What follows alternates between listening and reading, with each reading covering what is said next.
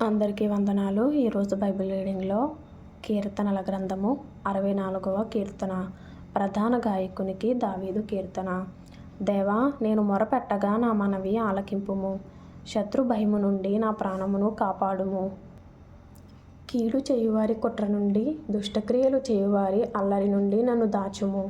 ఒకడు కత్తికి పదును పెట్టునట్లు వారు తమ నాలుకలకు పదును పెట్టుదురు. యథార్థవంతులను కొట్టవలెనని చాటైన స్థలములలో చేదు మాటలను బాణములుగా సంధించుదురు. వారు భయమేమియూ లేక అకస్మాత్తుగా వారిని కొట్టెదరు. వారు దురాలోచన దృఢపరచుకొందురు. చాటుగా ఉరలనొట్టుటకు యోచించుకొనుచు మనలను ఎవరు చూచెదరని చెప్పుకొందురు. వారు దుష్టక్రియలను తెలుసుకొనుటకు ప్రయత్నింతురు. వెదకి ఉపాయము సిద్ధపరచుకొందురు. ప్రతివాని హృదయాంతరంగము అగాధము. దేవుడు బాణముతో వారిని కొట్టును. వారు ఆకస్మికముగా గాయపరచబడెదరు. వారు కూలెదరు. వారు కూలుటకు వారి నాలుకే కారణము. వారిని చూచు వారందరూ తల ఊచుదురు. మనుషులందరూ భయము కలిగి దేవుని కార్యములు తెలియజేయుదురు. ఆయన కార్యములు చక్కగా యోచించుకొందురు. నీతిమంతులు యెహోవాను బట్టి సంతోషించుచు ఆయన శరణు జొచ్చెదరు. యథార్థ హృదయులందరూ అతిశయిల్లుదురు. కీర్తనల గ్రంథము 64వ కీర్తన 8వ వచనంలో, వారు కూలెదరు. వారు కూలుటకు వారి నాలుకే కారణము.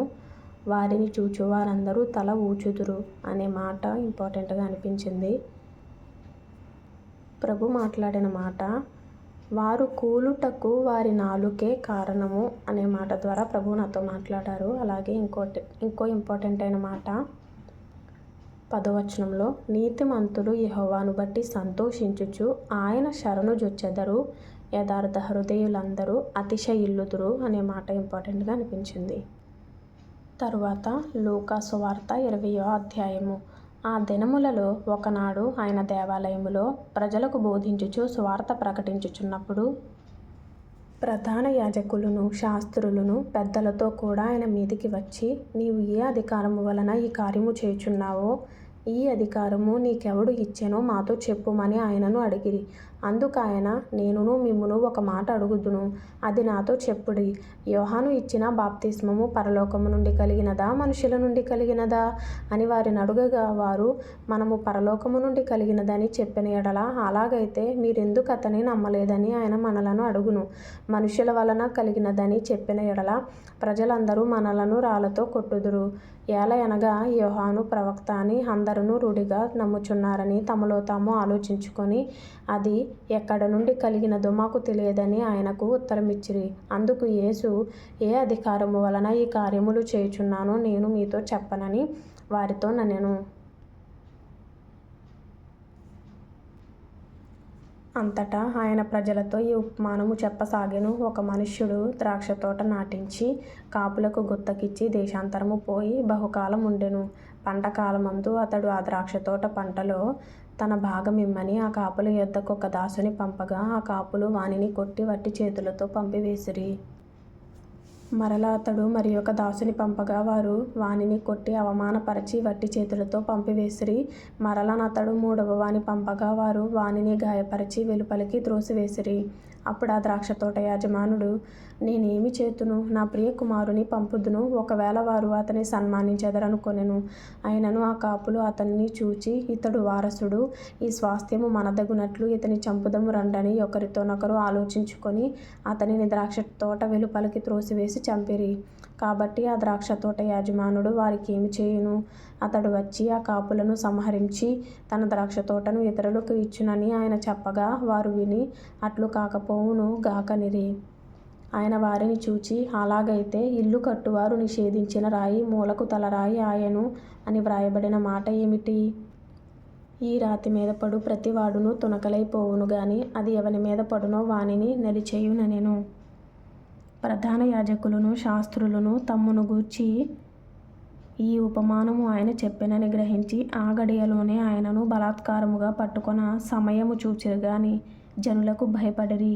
వారాయనను కనిపెట్టుచు అధిపతి వశమునకును అధికారమునకును ఆయనను అప్పగించుటకై ఆయన మాటలయందు తప్పు పట్టవలెనని తాము నీతిమంతులని అనిపించుకొను వేగుల వారిని ఆయన యొద్దకు పంపిరి.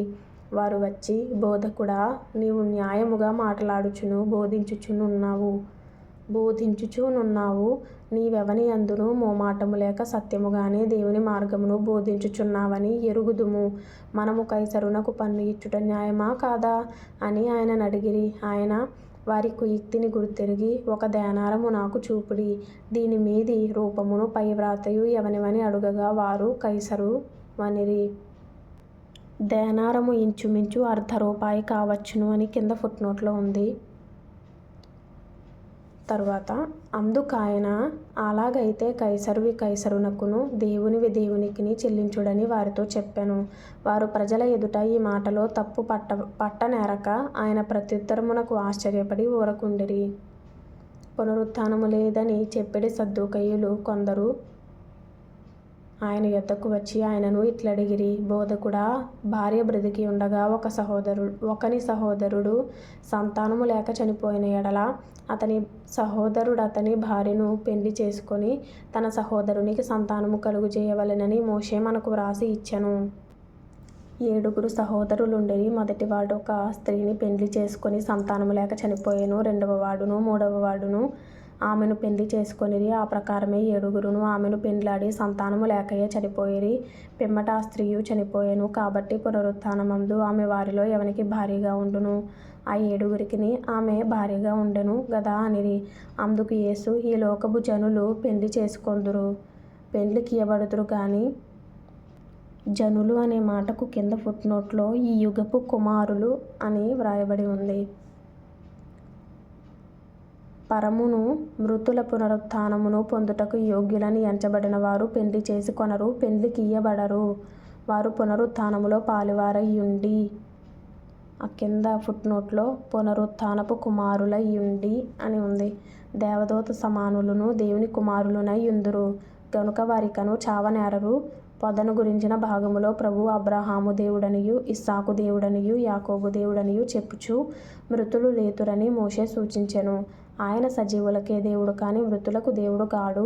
ఆయన దృష్టికి అందరును జీవించుచున్నారని వారికి ఉత్తరం ఇచ్చెను.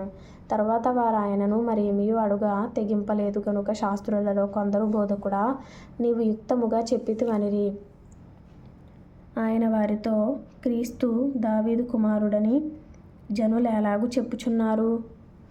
నేను నీ శత్రువులను నీ పాదములకు పాదపీఠముగా ఉంచు వరకు నీవు నా కుడి పార్శ్వమున కూర్చుండుమని ప్రభువు నా ప్రభువుతో చెప్పెను అని కీర్తనల గ్రంథములో దావీదే చెప్పియున్నాడు.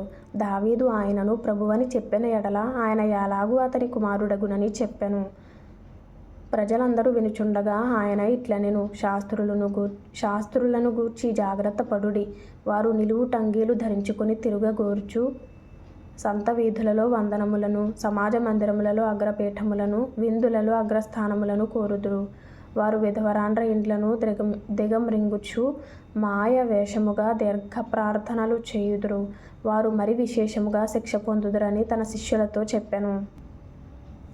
ఇంపార్టెంట్ అయిన మాట, ప్రభు మాట్లాడిన మాట. లూకాసువార్త 20వ అధ్యాయము 42-43 వచనాల్లో, నేను నీ శత్రువులను నీ పాదములకు పాదపీఠముగా ఉంచే వరకు నీవు నా కుడి పార్శ్వమున కూర్చుండుమని ప్రభువు నా ప్రభువుతో చెప్పెను అనే మాట ద్వారా ప్రభు మాట్లాడారు. 1 సంవత్సరంలోపు బైబిల్ కంప్లీట్ చేయాలి అనే ఆలోచన కలిగిన వారు ఫాలో చేయండి. మీకు ఇష్టమైతే లైక్ చేయండి, షేర్ చేయండి, సబ్స్క్రైబ్ చేసుకోండి. ప్రభు మీకు తోడైండును గాక.